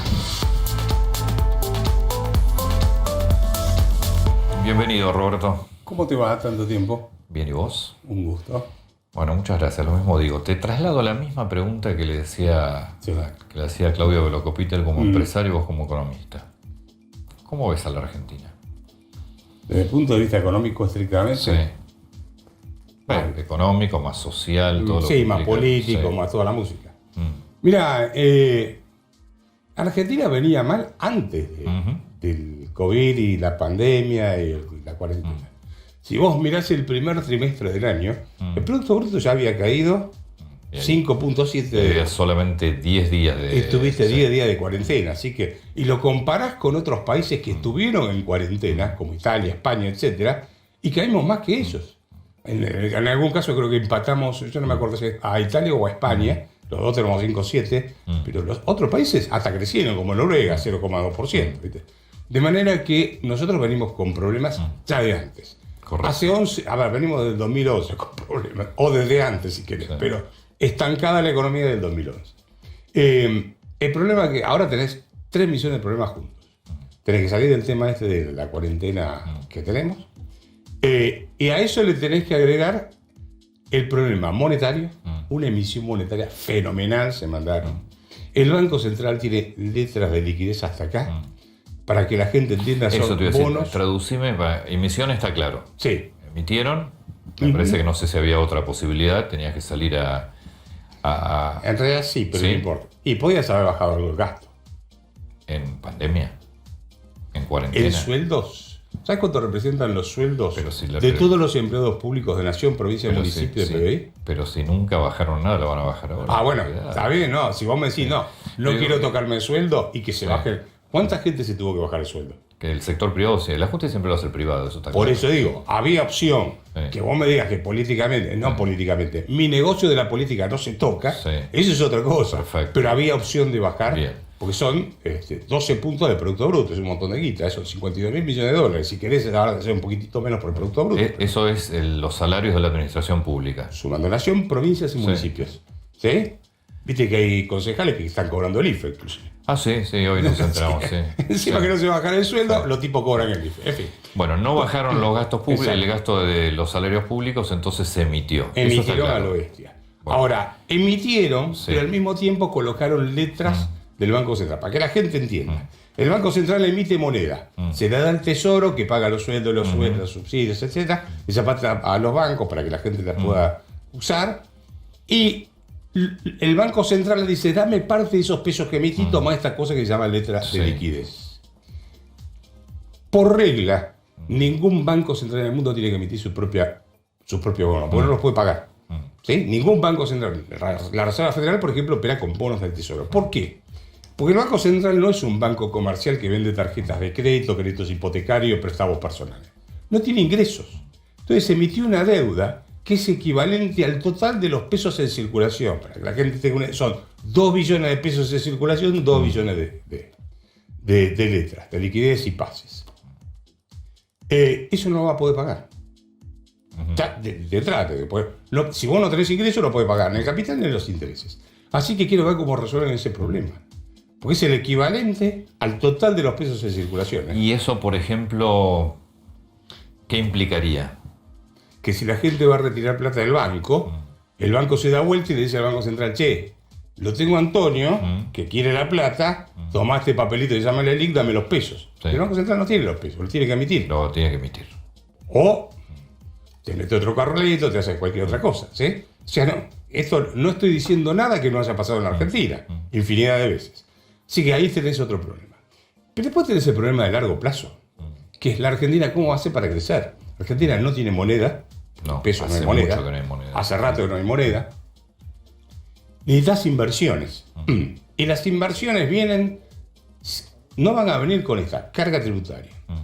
Con un país con una seguridad jurídica sobre las inversiones que es patético, porque un presidente te firma un decreto y te dice, te confisco, te intervengo. Esta empresa es mía, sí. O sea, ¿quién va a hundir una fábrica, una plata para contratar personal y hacer hamburguesas y lidiar con la FIP, la legislación laboral y ver si vendés y si cobras? Eso también es histórico en la Argentina, no es nuevo. Sí, bueno, pero ahora se te está... Ahora vas a tener el problema que muchos que tuvieron que cerrar no van a poder volver a abrir. Yo, cuando venía para acá, que hacía rato que no venía, yo miré todos los negocios estos que había. Hay muchos que no van a volver a abrir. Eso, ¿cómo hace para abrir? No tenés capital de trabajo. Se habla entre 15 y 18% de los comercios que no van a abrir.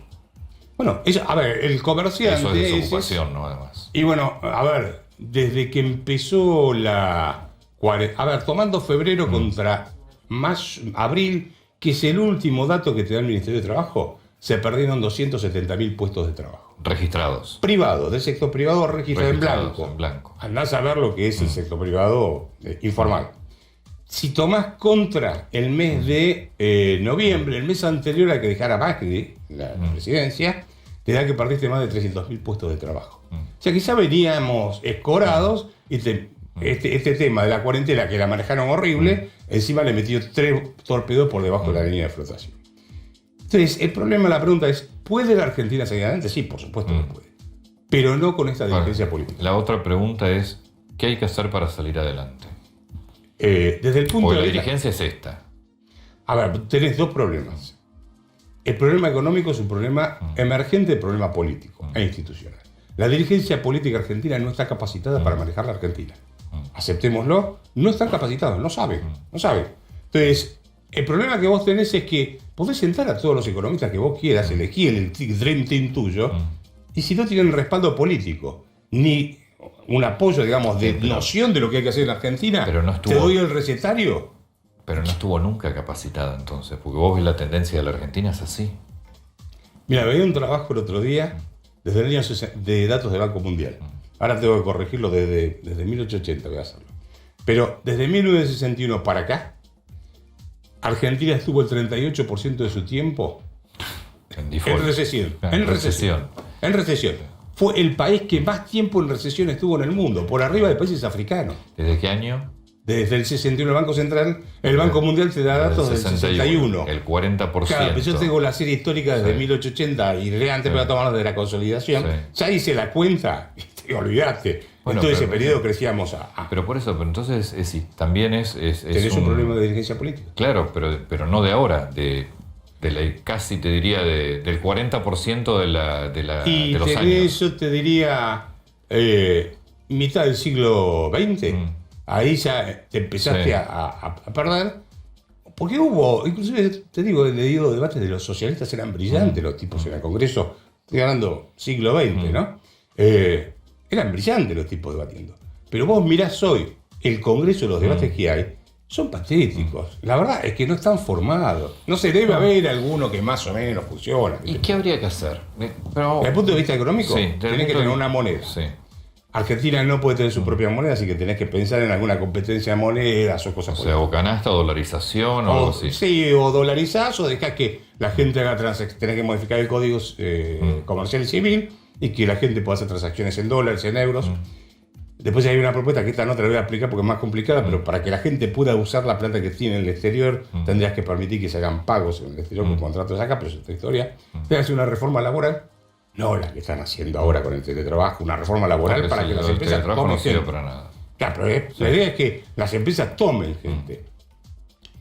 Tenés que hacer una reforma monetaria, tributaria, porque esto es impagable y además es sumamente engorroso. Tenés que reformular el Estado y te tenés que incorporar al mundo. Son 5 cosas, esos son los 5 pilares. Entonces, incorporar al mundo es básicamente además arreglar el tema de la deuda, sí o sí, porque si no te incorporas. Sí, te diría, más que nada poder exportar más, o sea, no vivir con lo nuestro. Pero tenés que arreglar el tema de la deuda, si no, no hay incorporación al mundo posible. Pero...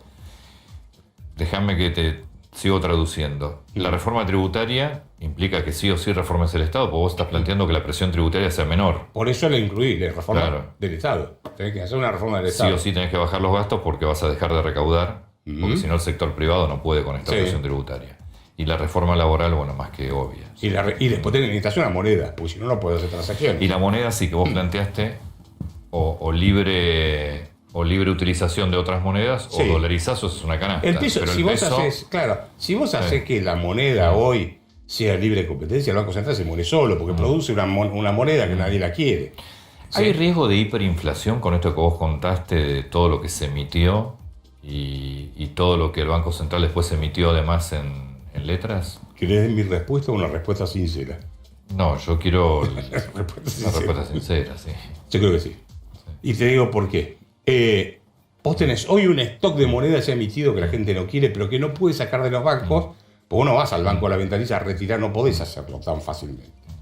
Además no te dejan consumir, porque podés comprar en el supermercado, farmacia y alguna otra cosa. Sí, o por internet lo que... Está bien, pero no, está todo cerrado. Está todo cerrado. Casi todo de manera que el día que quiero ver qué pasa con ese aparte, stock de moneda. ¿Con qué dinero además?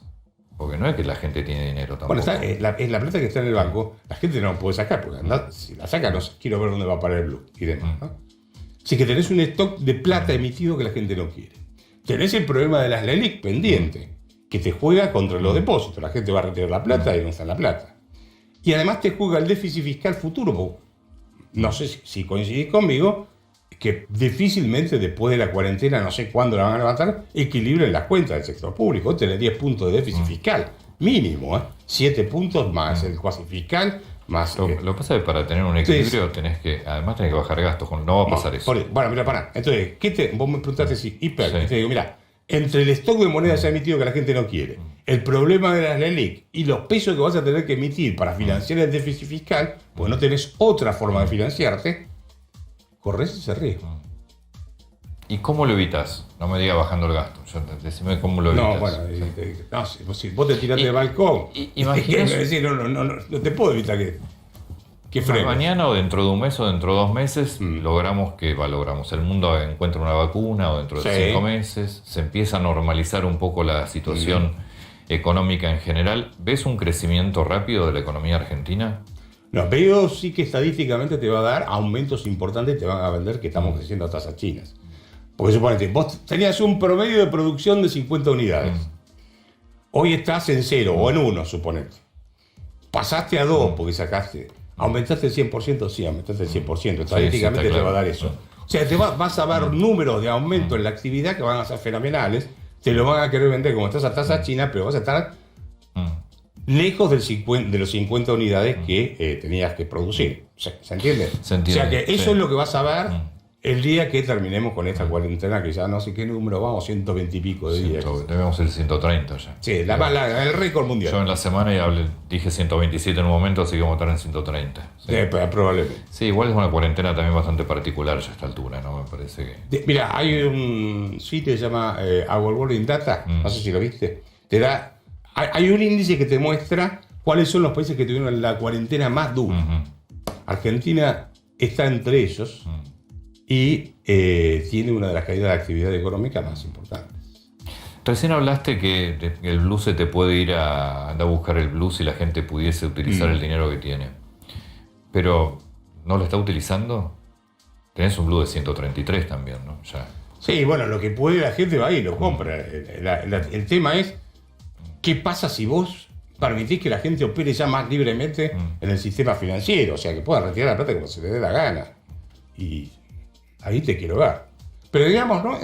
El Blue en última instancia es un termómetro que siempre miramos como alternativa. El tema es si este tipo de cambio, frente a la inflación interna que estás teniendo, que además la tenés pisada, porque ese es otro tema. Las tarifas de los servicios públicos pisados, el tipo de cambio pisado, los precios que te relevan son precios cuidados. Y además tienen problemas para hacer el relevamiento de datos, el INDEC.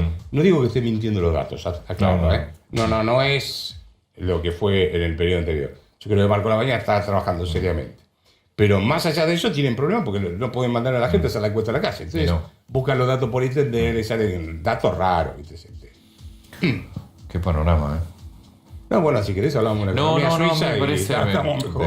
De hecho, queríamos escucharte para escuchar. A ver, déjame que te dé un mensaje. Esto va a la dirigencia política. No pueden jugar con la gente de esta manera. La están sumergiendo. Vamos a tener una pobreza fenomenal en Argentina, una desocupación fenomenal.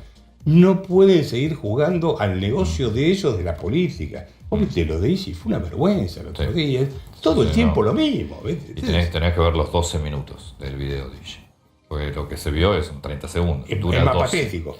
Y es un reflejo de la política del conurbano profundo. Bueno, por eso, entonces, creaste un bolsón de pobreza y indigencia donde tenés a toda la gente amontonada en el conurbano como clientelismo político que depende del puntero y haces un país que lo estás destrozando, lo están destruyendo. Hace muchos años que lo vienen haciendo y destruyendo, ¿no? Sí, pero ahora vamos a velocidad de crucero a pesar de que estamos separados, ¿no? Pero digo, la historia de la Argentina, como yo te digo. Estoy de acuerdo con vos, hace décadas que Argentina viene en decadencia.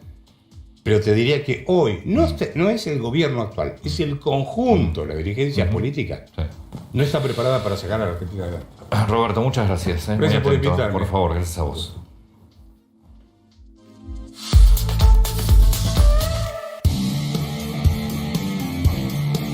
En móvil podríamos ser económicos, ¿sí? Ellos buscaban plata, o sea, en principio sabían que esta persona manejaba dinero.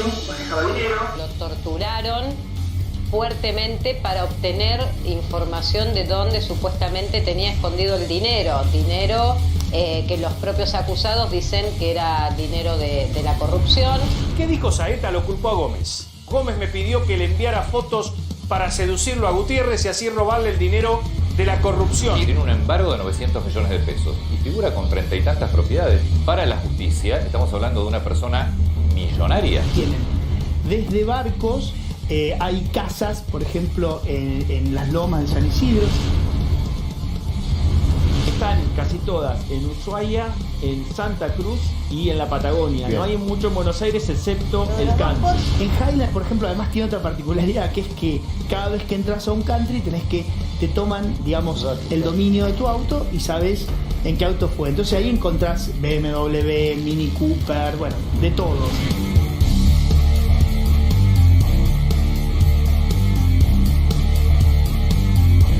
La ley prevé que cuando no se lo pueda seguir persiguiendo penalmente, los bienes que están, digamos, acreditados que provienen de la corrupción, procede el decomiso anticipado. ¿Eso está acreditado en la causa? Ahí sí. Yo creo que se ha esclarecido la causa casi en 90%.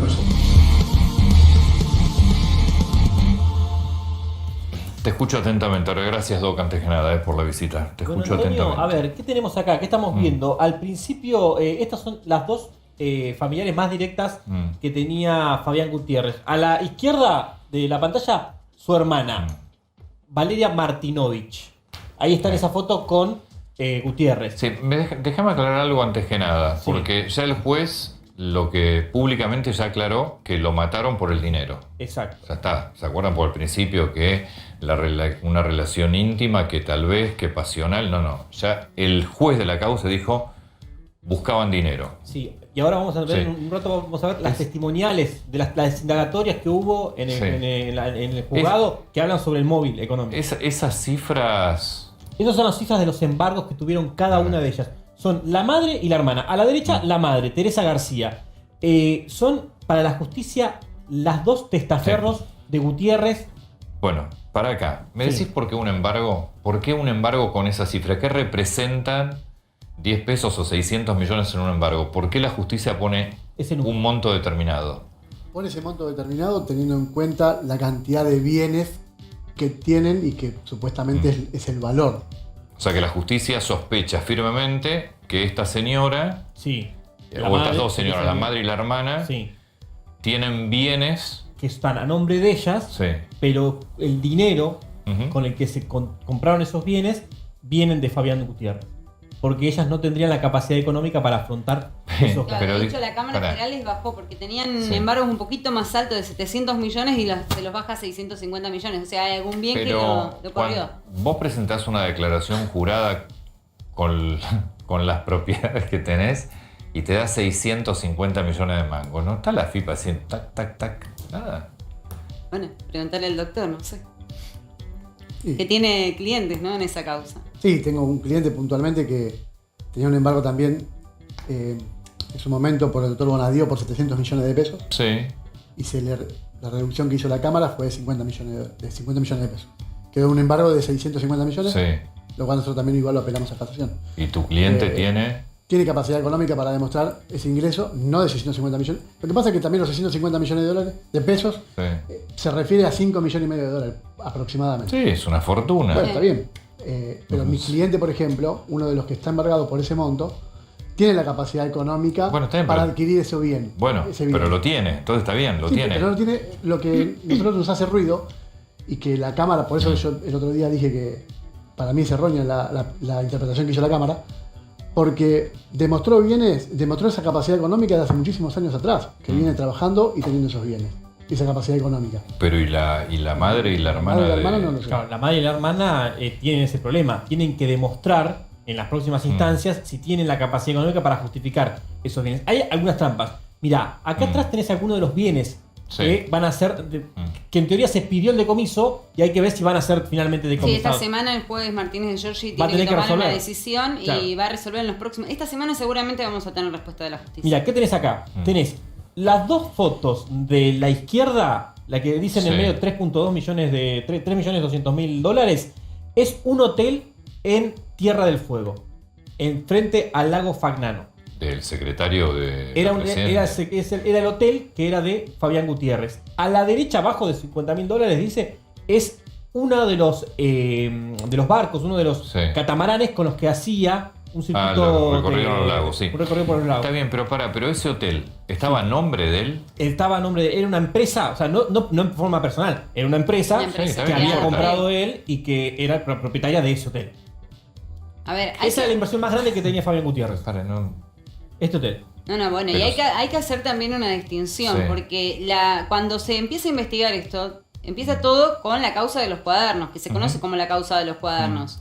A Fabián Gutiérrez, a Daniel Muñoz, que era otro de los secretarios, también la Cámara mandó a decomisar algunos de los bienes, que de hecho hay algunos que ya se están rescatando, de Turcancaicos, de Bahamas. Que de hecho también ahí la viuda ahora de Muñoz está Carolina pidiendo los bienes. Correcto. Sí, porque la cosa que en ese momento el doctor Bonadío consideró que era apropiado hacer el decomiso anticipado, cuando igual el artículo 305 es muy claro. Y sin embargo ahora en la apelación la sala primera determinó de que no era apropiado hacer el decomiso anticipado. Bueno, lo que pasa, acá hay que hacer una distinción también. Yo quiero que me expliquen cómo una En persona el año 2003, con un trabajo administrativo básicamente o ejecutivo, si querés como secretario de un presidente o una presidenta, ¿cómo llegas a tener un hotel? Bueno, en el año 2003, Eso es lo que cuando no se empieza entiende la mucho. función pública, Antonio. Trabajan full time. Sí, trabajo full time. Sí, empezó en la función pública con un vehículo, un Chevrolet del año 2000, que valía 18.000 pesos. Mira el auto. Ahí tenés el auto. Ese es el auto del rojo, el que tenía cuando Néstor llegó a la presidencia. Y tenía Un Tigra. depósitos. Es un Tigra, lindo auto, sí. Tenía depósitos por Sí, 37.590 pesos. 37.590 pesos. La justicia pide el decomiso por 900 millones. 2003, 2018. Vamos a cerrar en 2018, que es cuando arranca la causa por lavado. Porque no te olvides que en el año 2010, el juez Claudio Bonadío, que es el mismo que después lo procesa por lavado, le cierra la causa de enriquecimiento, porque en ese momento las pericias no habían podido determinar que se había enriquecido ilícitamente. Bueno, ahí tenés un tema, Antonio. Sí. ¿Por qué? Porque él lo sobreseen por enriquecimiento. Entonces, después, ahora lo vuelven a investigar por lavado. Sí. Y en esa causa de lavado incluyen algunos bienes por los cuales ya había sido sobreseído. Entonces, la justicia también cometió algunos errores en este tiempo. Porque en un momento, en 2011, cuando el kirchnerismo estaba muy fuerte en el gobierno, deciden sobreseerlo. Cuando entró en picada, deciden investigarlo. ¿Vos sos abogado de quién? Tengo 4, en este caso. en esta causa tengo 4 empresarios que que fueron procesados también y fueron embargados. Que dicen que serían testaferros de Gutiérrez. Exactamente.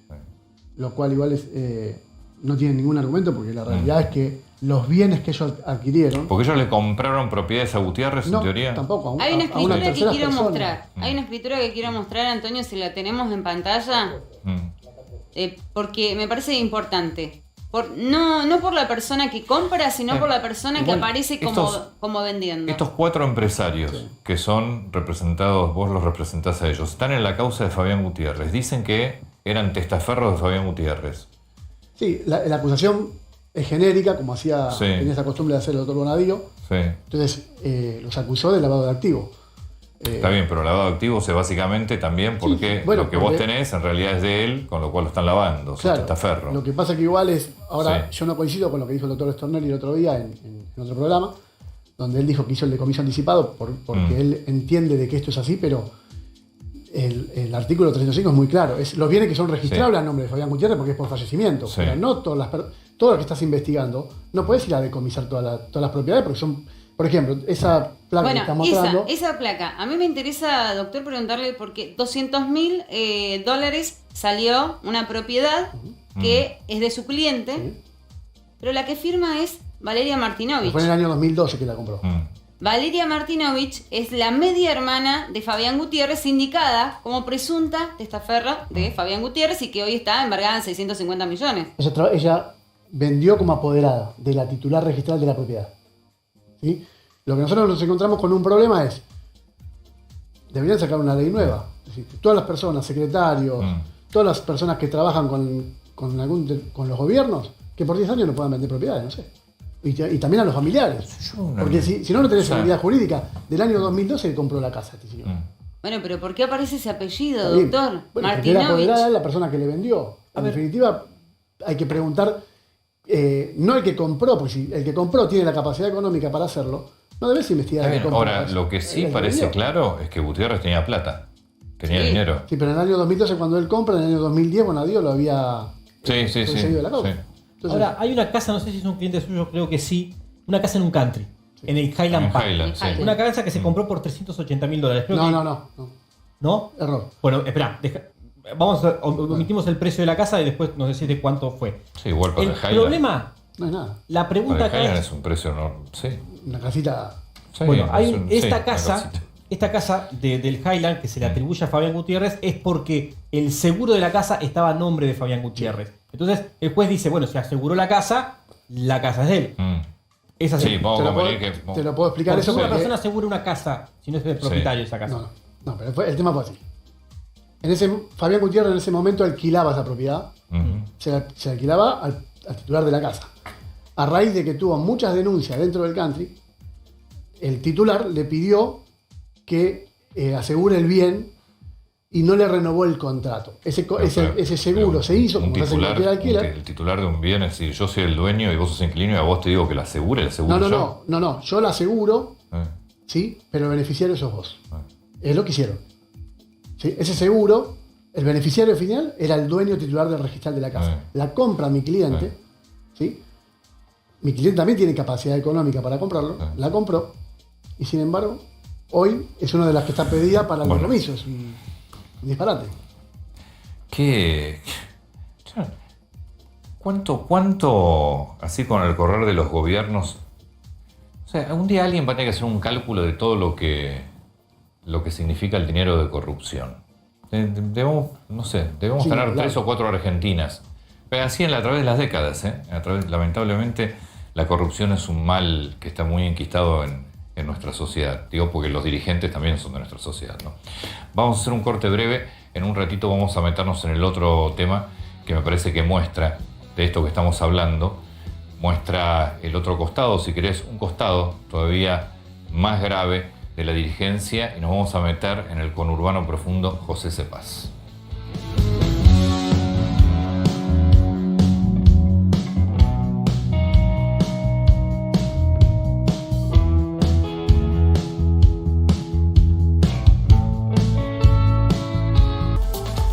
Te voy a pagar el básico que te corresponde y nada más. Y me dejás el lugar y me haces un favor. Así te lo digo. Yo quiero laburar con los que quieren laburar y que tengan ganas de laburar. Los que no quieren laburar, muchachos, tienen libertad de acción. Porque cuando se cagan de hambre y me vienen a pedir laburo, yo se los doy. Cuando se mandan las cacanas que me venden falopa, yo los tengo que cubrir o todavía no los raqué todavía. Como me estaban vendiendo falopa como por la ambulancia. La inseguridad es un tema recurrente que nos preocupa a todos. Protegete con SPS. Alarmas monitoreadas para hogares y comercios. Solicita el asesoramiento de un especialista en seguridad o contratalo en tan solo 3 clics a través de sps.com.ar. Recordá, sps.com.ar. Cada familia es un mundo, pero todos buscamos lo mismo: vivir con tranquilidad. Protege a tu familia con SPS. Alarmas monitoreadas para hogares y comercios. SPS. Cuidamos tu mundo. Sigamos respetando el distanciamiento ahora más que nunca, porque tomar distancia es tomar la delantera, por tu salud, por la de todos. Si estás haciendo una fila, mantén 1,5 metros de distancia de las personas. Si vas caminando, 4 metros. Si vas a trotar o correr, calcula unos 10 metros. Y si andas en bicicleta, trata de hacerlo a unos 20 metros de distancia, desinfectando el manubrio antes y después de cada salida. Desde que empezó el aislamiento, la donación voluntaria de sangre cayó un 50%. Y hay que recordar que un solo donante puede salvar hasta 4 vidas. Por eso es importante seguir haciéndolo. Escuchen.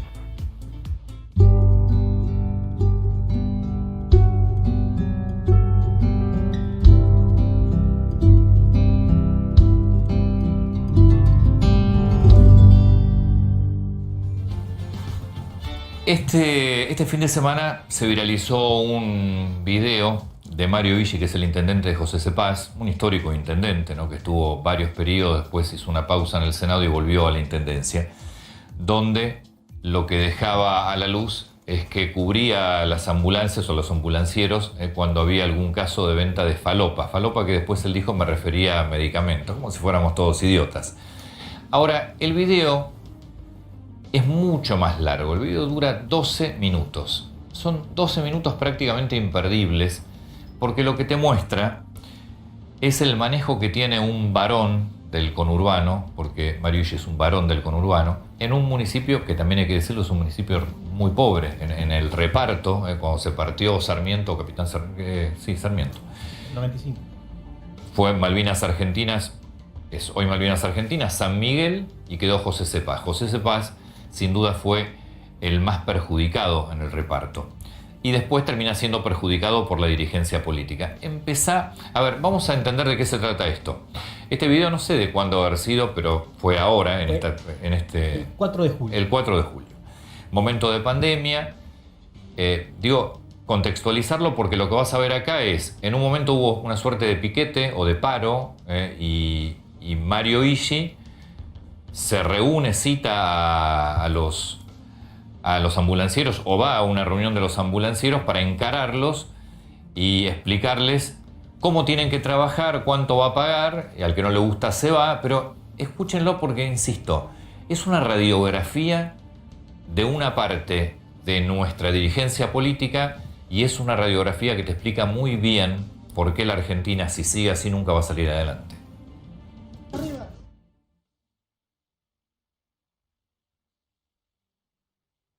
No es así, Pedrino. No le dejaron salir. Están tus compañeros también.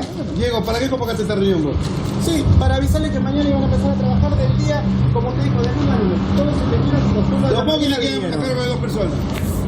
Porque van a venir 10 móviles más, 2 personas. Y tienen que cuidar el móvil. No van a meter la mano a otra persona. Acomódense, pero más o menos el sueldo le sube. Y si se acomodan 2 y 2, yo te quiero hablar 24 mientras el móvil está andando. 24 y 24 se puede hacer. No tiene problema, pero de hecho lo tienen que hacer ustedes. Yo estoy encargado a 2 personas. El móvil tiene que estar funcionando. ¿Entendés cómo es? Claro, pero él no explicó del 1 al 1, de 12 horas. 24, No, yo te pongo la ambulancia a 2 personas. Sí. ¿Ganan 30 lucas cada uno? Me laburo los 7 días. Acomódensela ustedes. Arreglamos con el chofer. Si uno quiere laburar 8 horas y el otro 20, yo laburo, qué sé yo. No tengo, ¿entendés cómo es? Estos son 2 meses y medio. No la agarraron por ahí. ¿Hicieron este pelotudeo? Muchachos. Que no dejaron ni que decir que bueno, yo digo hablar, no dejaron terminar de hablar. Para un poquito. La ambulancia debe andar de lunes a lunes. Es lo que le digo. Los responsables son 2. ¿Cuántas horas hace cada uno? No sé, arréglese. ¿Podemos hacer 24 por 24, Mario? Háganlo como quieran, pero no quiero un tipo de 24 horas dormido arriba con 20 horas manejando la chapa. Porque va a haber un momento que va a estar superado todo esto. Esto que está acá, y te van a cagar trompadas cuando vamos aquí. Entonces tenemos que estar con las minas cambiadas, no con una gorda que no se podía cambiar recién. Que me tengo 25 minutos pelotudeando ahí. Es un problema que de base... Sí, pero... No, tiene que estar cambiada porque cuando llaman para un COVID tiene que salir cagando. No puedo contar. Pará un poquito, pará, hermano. 40 minutos esperando que termine para hacer COVID. Que se cambie 20 minutos. Mientras llegan otros 15. Porque no llegan encima rápido. 15 minutos más. Mientras hacen el coso le hace 1 hora y pico. Entonces, en 8 horas me hicieron hoy 8 servicios y vamos a tener que meterle más pata. Tiene que estar cambiada porque tiene que ir en 5 minutos y en 10 tiene que salir de allá. Así es. Mario. Porque el hisopo te lo hace en 5 minutos. Disculpe que le diga.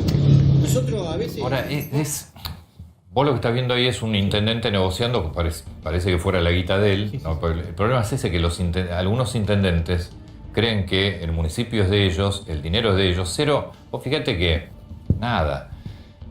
30 lucas, te doy 30 lucas, son 24 horas, 2 por ambulancia, tienen que llegar.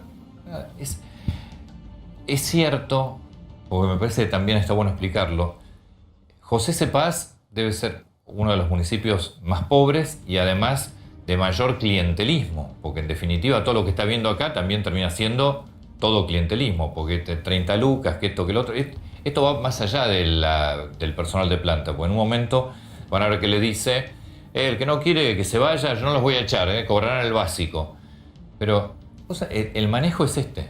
Sí, a ver, hablando con otros intendentes del conurbano, lo que te repetían es, de algún modo, protegiendo o argumentando a favor de ellos, ¿de qué otra manera le podés hablar a esta gente? Decía él, ¿no? Decían otros intendentes. ¿Cómo le hablas a los ambulancieros que estaban, ese día él decía que estaban haciéndole un piquete a ellos que no habían querido salir a trabajar en las ambulancias? La pregunta que se hacen, ¿y cómo le vamos a hablar? ¿Cómo te enfrentás? Es como hablar con los sindicalistas, decía. Bueno, pero también está hablando de un delito. Está hablando de falopa. No el tema de la falopa, sino cómo los enfrenta. Sí, no, pero es que no pasa cómo los enfrenta. Yo lo que me parece que ahí está manejando, es como si fuera toda la guita de él. Es como si fuera, yo te doy 30 lucas, esto, lo otro. Cero formalidad, Antonio, nada. José Cepaz se crea en 1995, como decías al principio. De esos 25 años que lleva José Cepaz, 18 estuvo allí. ¿Cómo hace el intendente para no creer que es su municipio? Sí. Está al pedo la gente, ¿para qué convocaste a esa gente? ¿Esa gente tiene problema?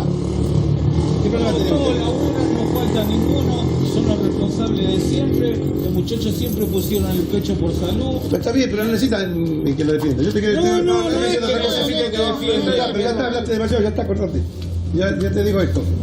Muchachos, ¿quién los citó? ¿Para qué los vinieron? No, yo lo puse en el grupo que tenemos de los choferes todos, para informar. Le dije que lo que vinieron hoy a todos acá, le dije a los turnos, a lo de la noche y a lo del día. Porque mañana tenían que arrancar de nuevo, como dijo usted. Fue solamente eso. No, eso fue no eso le gusta que se vaya, fue la respuesta. La ambulancia va a tener una ambulancia acá. La ambulancia va va y se usa, si uno que hace 6 horas, y el otro lo aguanta más, eso es problema de ustedes. Yo doy ambulancia y pago 60 lucas por las 2 ambulancias, por 2 meses y medio de 12 horas. Porque después alguna ambulancia no van a hacer ese laburo, porque sale la otra de la Volkswagen van a salir de COVID. Claro. El testeo no solamente, van a estar con un médico encima también.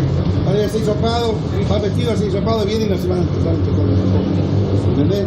Entonces digo, o para hacer otra tarea del quilombo, pero van a estar ahí con los médicos, las 25 ambulancias, o 25 móviles. Porque van a ser camionetas que van a ser como ambulancias. Se las pongo porque no tengo más ambulancias. Porque cuál es la idea, que la gente se quede en la casa, no llevar al hospital. Llevar al hospital, ese hospital dura un día, no llenamos. Entonces tampoco lo vamos a recibir. Porque el COVID ahora el protocolo es que se quede en su casa. Y hoy los asilos de ancianos, uno desde ahí, 100% infectado. Todo adentro, hasta los enfermeros quedan todos encerrados. Todo ahí, hacen la cuarentena todos juntos. La medicación, que después enfocamos que repentina cura, ya curamos más de 30, 40, ya con ivermectina, graves, en su mayoría. Tenemos ahora estos centros de jubilados que hicimos hisopo, que vino la provincia y hizo a todos, salieron uno completo, 100%, otro 50% y así. Algunos creo que 3 o 4, pero el 6 ya está. Esto no importa, eso es otro tema. Lo que yo estoy planteando es esto. A mí no me toquen el culo porque yo estoy acá, yo estoy todo el día hablando con ustedes. Yo estoy sentado acá y vengo a ver cómo está el sector para ver cómo le puedo dar una mano. Para hacer el trabajo, para ver cómo salimos. Que me hagan un piquete, una pavada esta. No, bueno. Escuchame, te dice que no me dejan salir la ambulancia, tengo que venir yo a la chapa. Eso fue. Pero no me el orto. Tengo que venir a la chapa porque tengo un conflicto acá, porque no dejan salir la ambulancia. Es buenísimo, porque claro, no vive en el distrito. No, es como vive en Pilar, en Aires del Pilar. Claro, no vive en el distrito. Entonces tiene que venir a la Loma del Orto, como dijo él, a las chapas. Claro. ¿Qué? Ese... Por este video. Sí, mañana... no estábamos viendo El Padrino. Quiero que aclaremos a la gente porque parece que es un mafioso, pero es un intendente. Pero además esta conversación, lo que se conoce son 30 segundos, en realidad forma parte de toda esta conversación que sigue avanzando y en un momento le dice, y yo además lo tengo que cubrir, que es lo que se conoció, cuando aparece Falopa en la ambulancia. En el último mandato que él estuvo, se conocieron tres causas. Una, la que se llamó como José C. Plan, que era cómo la maquinaria de los punteros de Ishi iban a la esquina del Banelco a la hora de cobrar y tenían una traffic con los punteros arriba y las personas retiraban el dinero y automáticamente dejaban el 25% en este lugar y le daban un vale. No me la contaron, lo vi con mis ojos. De hecho salió en otro canal. Por otro lado también se conoció la causa de las micropymes de narcotráfico, donde había detectado punteros que trabajaban para este señor en el segundo mandato y que trabajaban en la distribución de droga y en la distribución de planes. Y después cuando buscaron las listas y las causas coincidían que los dos puntos se encontraban. Claro, a veces no podías ir con una cámara. No, pero te sacabas, pero te pegabas una... No, te cometías, te comías un apriete bastante picante, digamos. Antonio, por este video, mañana se va a presentar Ishi en la UFI 9 de San Martín, a cargo del fiscal Miguel Ángel Vieira Miño. Bueno, unos segundos más y ya llega Fantino, dale. Tirar rueda a la calle y prender fuego y cortar la calle. No, pará. ¿Piquete es eso? Pará. Es tu piquete. Bueno, para mí es... otro tipo de piquete. Bueno, pero no era piquete, Mario. No. Yo te digo, es más, lo más factible, yo podría haber hecho una causa penal. Porque esto es una emergencia. Ustedes no pueden ponerse delante de un móvil para que no lo hagan. Mario y preguntó y sabemos que estamos en una época de pandemia. A nivel nacional no se puede hacer lo que se está haciendo.